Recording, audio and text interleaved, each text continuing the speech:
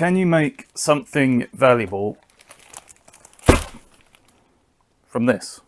Normally I use these chips for compost or starting fires, but I thought, what if I try and turn this waste basically back into an art piece, using something that maybe not too many woodworkers use, which is clay. We're going to use the clay as a kind of structure to build the wood chips on. I have no idea how well that's going to work, but I mean that's kind of the point of this video. So let's soften the clay and get to it.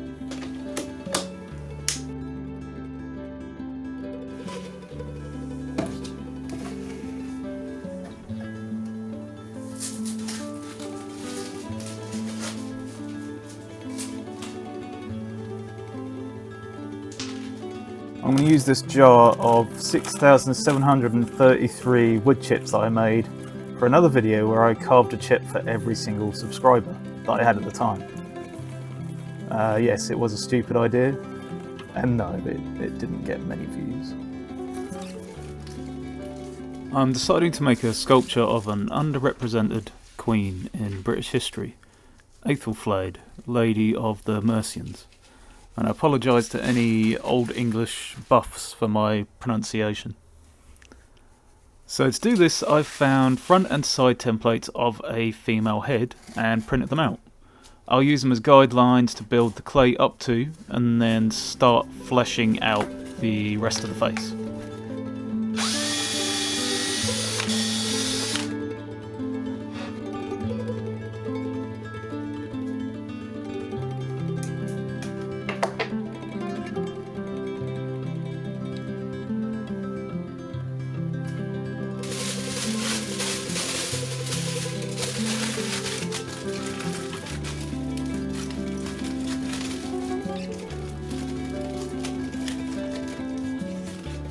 I softened the clay up just by putting it under a 100-watt bulb. Just be careful when you grab it, because it can sometimes be like molten lava. What we're using is modelling clay, so it's not really the kind of thing that you use for finished sculptures because it never dries. So what it's perfect for is making reference sculptures, or like sculptures that are then going to be cast over, like have silicone put on them, or go through some kind of casting process. But the original piece that you make from this clay is never the final piece. So, which is fortunate, because we're probably going to have to spend a lot of time messing around with the clay. So it's fortunate that it doesn't dry.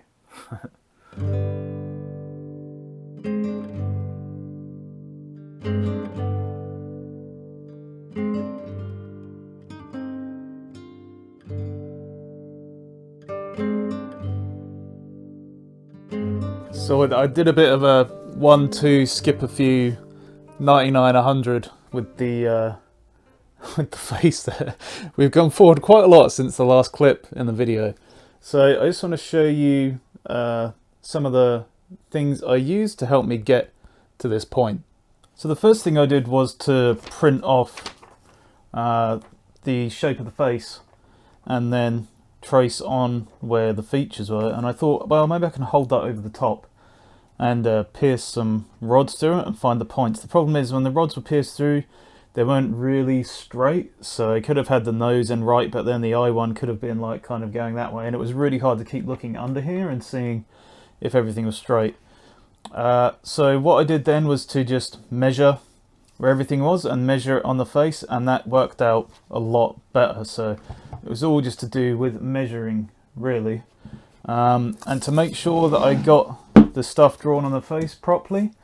I could have just printed it out with the face on it, but I didn't want to do that. I wanted to try drawing it, but I kind of cheated in a way, which I do sometimes, because I think the more you kind of trace, the more you get used to drawing the shape. So I'll show you the kind of the way I cheated, and how you can kind of help your sculptures or your drawings as well. So there's lots of these apps. This one's called AR Drawing, and you can just select a picture from your phone. So I have the face there, and then you can make it bigger or smaller, and you can put it up against the thing that you're drawing, or put it over it, I should say, So now you can see I can get all those features drawn on the face if I want to, just by holding it up over here. The best way to do it is to have it sitting on like a box or something so that it doesn't move, and then moving your paper into place and then making this bigger or smaller to fit it properly.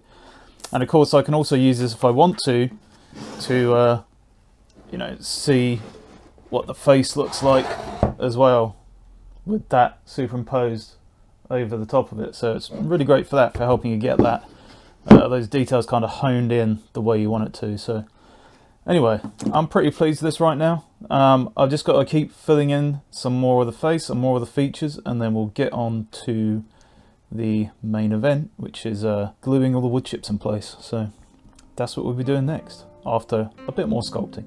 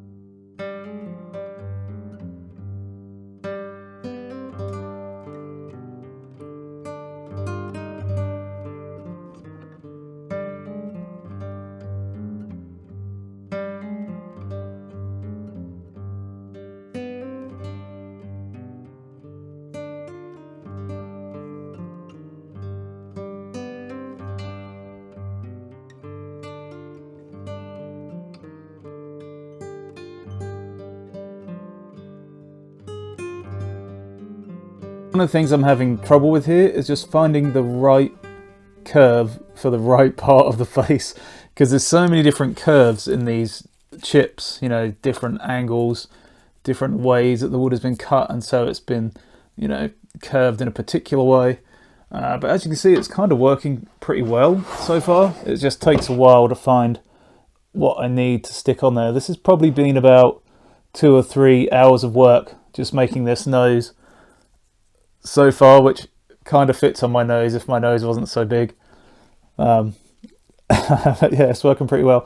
And another thing I have to think about is that I can't completely cover the head in the chips and then pull this off to then, you know, mount up on a board or whatever. I have to make it in ways that I know I'm going to be able to pull it off again. So I think I'm going to move on to the eyes now, and maybe the forehead, and then part of the crown.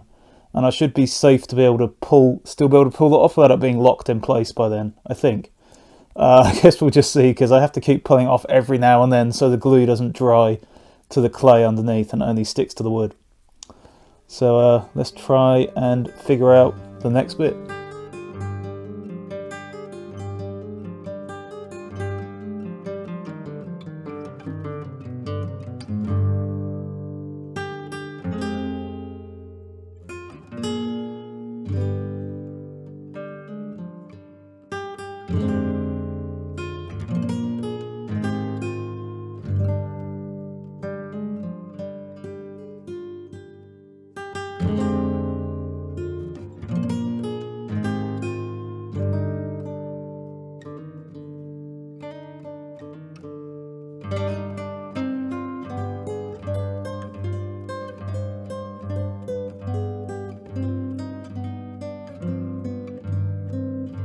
So now that I've got towards the kind of crown here, I started to find bits of wood that I can bend that aren't going to be too flimsy once they're bent. I'm just going to try and take this off without losing any pieces. There we go. Okay.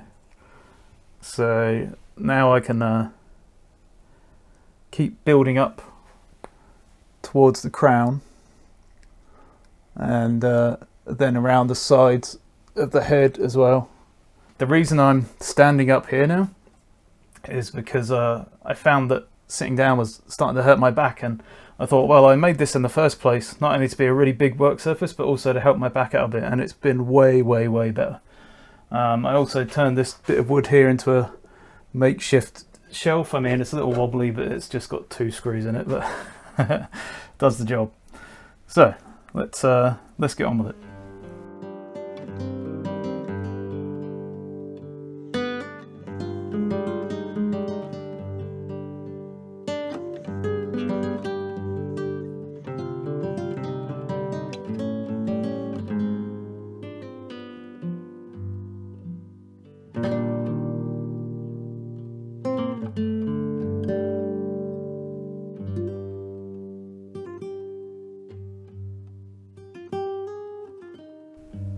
I really want to find a bit to fit this thing, is it the philtrum, in there. So I want a bit that's kind of curved, but it's really hard to find a piece that is not only curved but is also going to stick to this little bit of the nose underneath there, that straight bit there.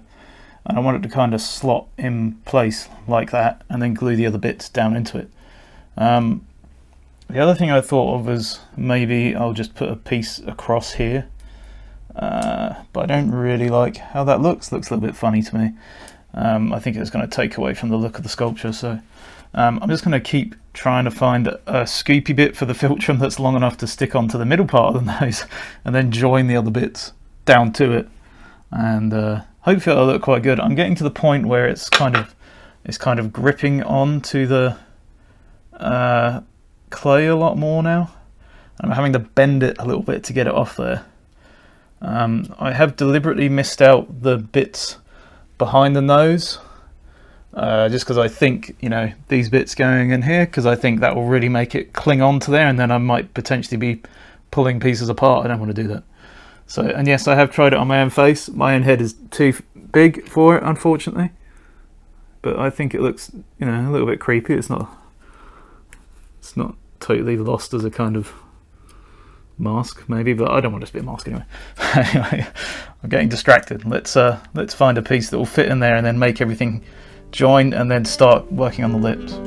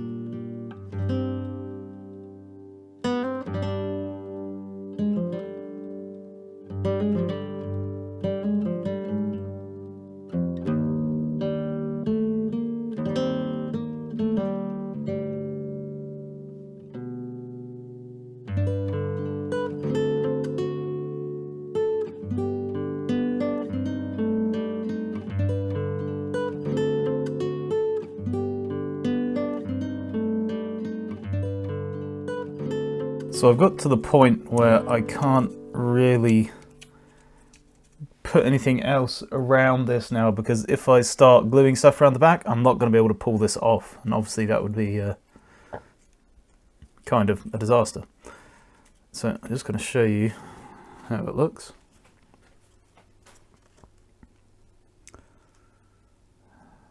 Pretty cool, I think. I really love the profiles on it. The profile looks great, especially with the light on that side. Profile looks really good. But so what I have to do now is start working on this stuff around the back of the head and like down the side and underneath and everything, but making them as separate pieces. So I'm probably gonna have to take this off here because I don't really know a way to have this like mounted up here so I can see everything. So I'm probably have to go back to the table again.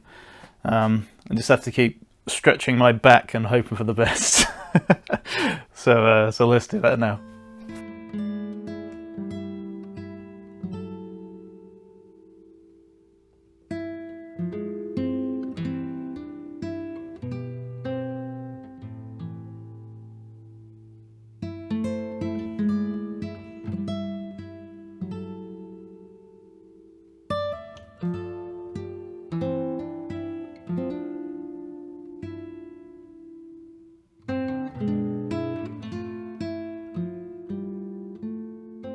So now I've glued this all bottom piece of the chin up. I just got to try and pull it off. Maybe I'll try and pull the head off first, because these are two separate pieces that I have to glue together afterwards. There we go. There we go. Now I can take everything off and glue it all together, which is going to be a pretty interesting moment. And by interesting I mean I don't really know what I'm doing.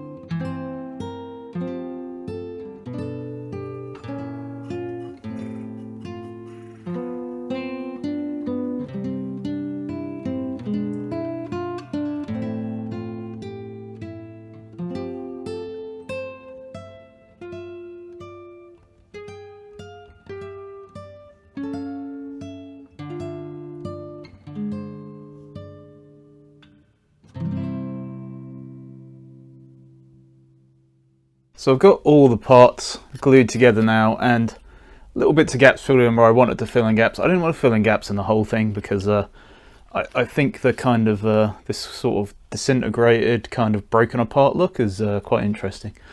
So now I want to mount it on a piece of wood, and I want that bit of wood to be darker. So the only bit where I can find that I have wide enough is this piece of maple, and I'm gonna have to, you know, clean it up a bit, cut it to the right length, and I'm going to use my plane, but I have a sneaking suspicion, if my memory serves me well, that this maple was really had really like twisted grain and was really bad for planing, so we might be doing a lot of sanding.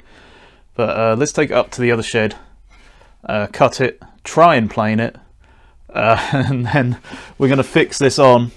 I figured it out by gluing two little blocks to the inside with holes in them, and then putting dowels or some kind of skewer or something in them, and then having them go into the wood so it's held on by these 2 points. And if I need to, I'll do a third point, but we'll see how we do with two, because I don't want to be able to see, like, from this view, I don't want to be able to see like the inner workings that's holding it up. I like it to be kind of hidden, so that's why I'm thinking of doing really small blocks and with skewers as well, so they're quite hidden. But anyway, let's go and sort out this piece of wood in the other shed.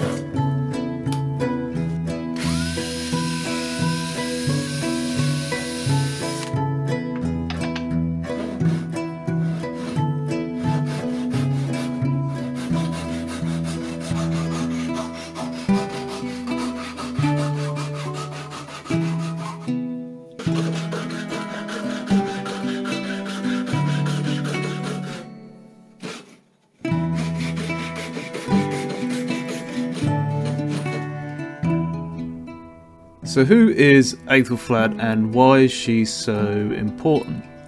Well, Aethelflaed is quite a rarity in ancient English history in that she was a female Saxon leader, something that didn't really happen too often in those days. She was the eldest child of the Saxon king of Wessex, Alfred the Great, and his wife, Elswith. So Alfred had secured a network of territories in his time as king and successfully held the invading Vikings at bay, including a really important victory at the Battle of Eddington, where he defeated an army led by the Dane Guthrum. Sometime after that battle, Aethelred, Lord of the Mercians, accepted Alfred's overlordship, and thus Alfred adopted the title the King of the Anglo-Saxons. Alfred then further cemented their alliance by marrying his daughter Aethelflaed to Aethelred. Kind of similar names. And unfortunately after that, Aethelred's health declined, which led to his death, and that led to Aethelflaed ruling as a Lady of Mercia. She took the areas that Alfred had secured and extended them further with her brother Edward. They built defences in Wednesbury, Bridgnorth, Tamworth, Stafford, Warwick, Cherbury and Runcorn. And in 917 and 918 she sent an army to capture Derby and Leicester, and the latter surrendered without a fight.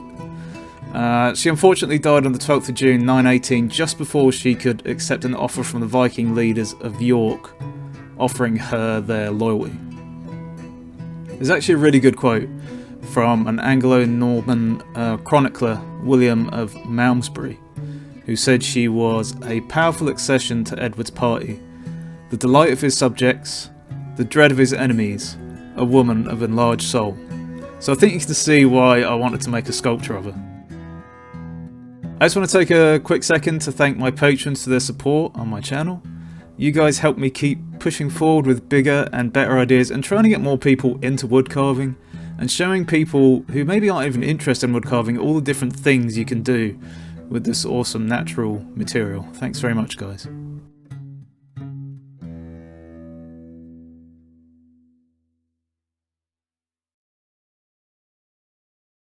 I tell you what, this is one of the very few sculptures I've done that turned out a little bit better than I thought it was going to.